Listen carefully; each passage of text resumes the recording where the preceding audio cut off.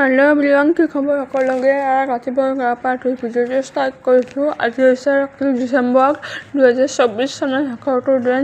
চাওঁতে চাওঁতে আমাৰ 2024 চনটো এনেকৈ গ'ল। কাইলৈৰ পৰা নতুন বছৰ আৰম্ভ।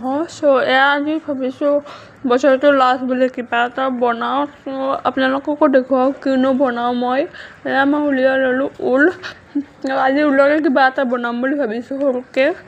চাই থাকিবাচোন ভিডিঅ'টো। আগৰ ভিডিঅ'টো কেনেকুৱা হয় জনাব। এয়া মাজতে মই অকণমান দেখুৱাই দিছোঁ।